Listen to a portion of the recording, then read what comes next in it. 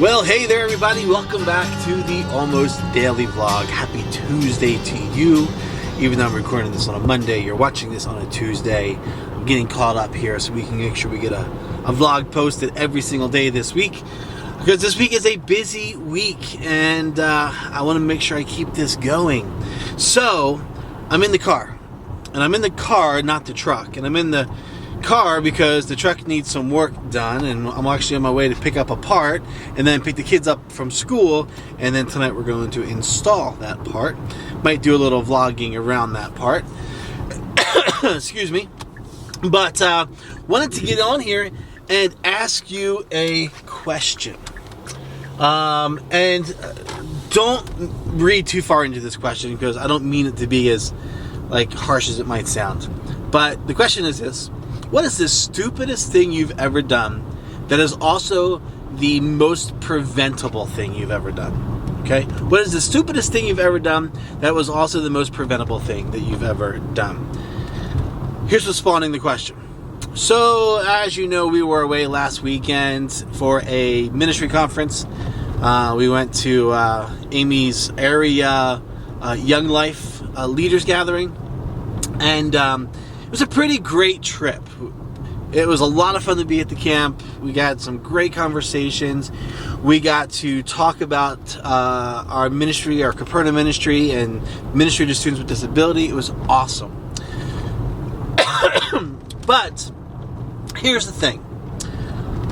We have made this trip to this camp multiple times. We know the routes. We know where the stops are. We know where the gas stations are. We know where we like to stop to get, something to eat. We know where the Chick-fil-A is along the way. This is not our first rodeo. And it is not our first road trip. Amy and I have been married for what will be 28 years in May of this year, 2024.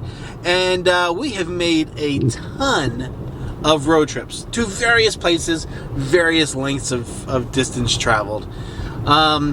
And we're always really good about planning ahead and being prepared and working so that we don't find ourselves stuck somewhere.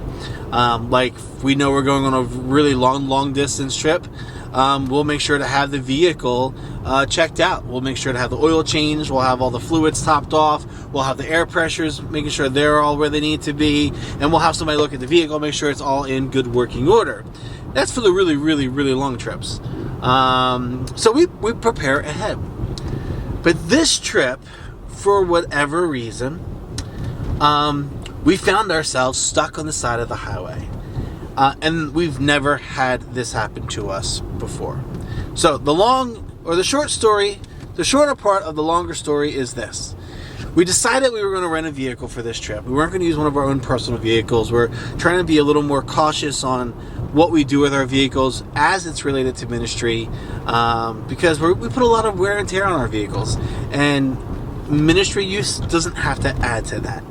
So we got a rental vehicle. Great little vehicle. It's a little Jeep Compass, 2023 Jeep Compass, one of the Trailhawk editions.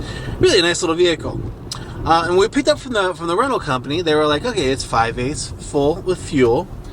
We thought, okay, that's great. We will top it off on the way out of town. No big deal, and we'll have a full tank. We'll be in great shape.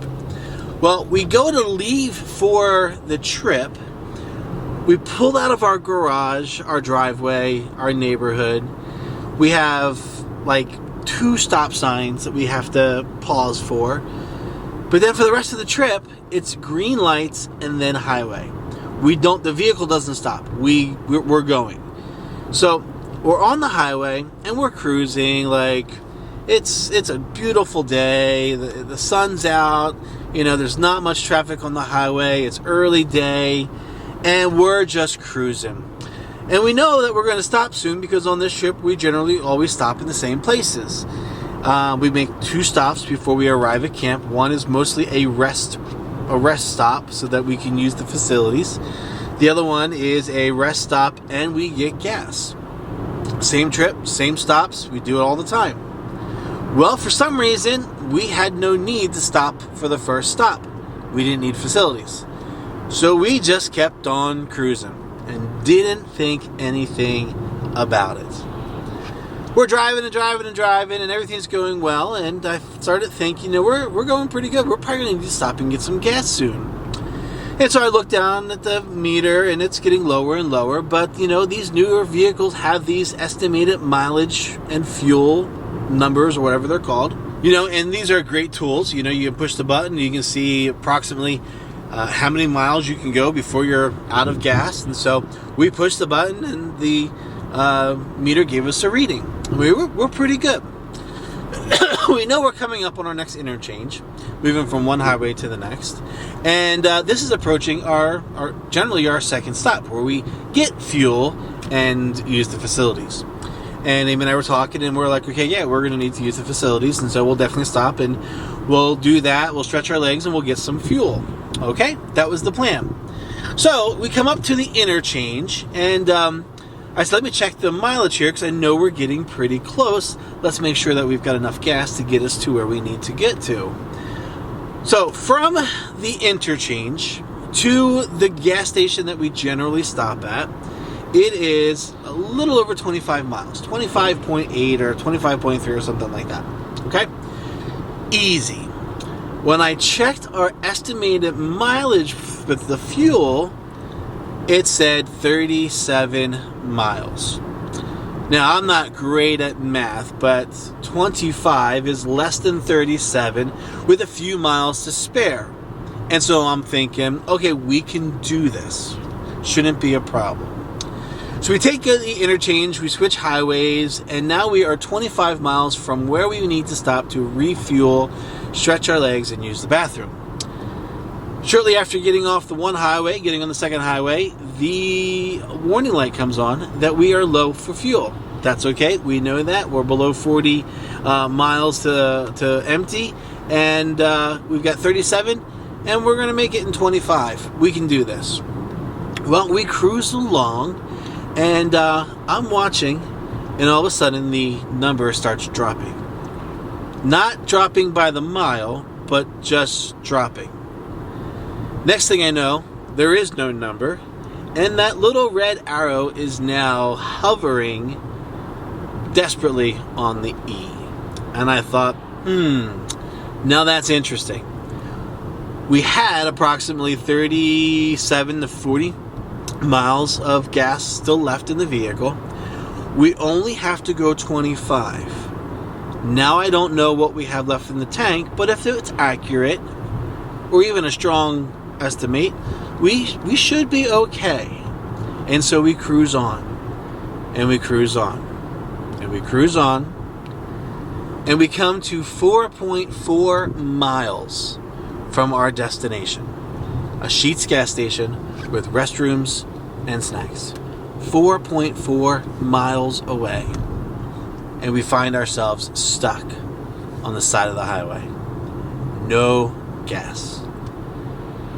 It by far was the stupidest thing I've ever done, and probably the one thing that has been the most preventable, because I know you never go without gas. Like, we just don't do it.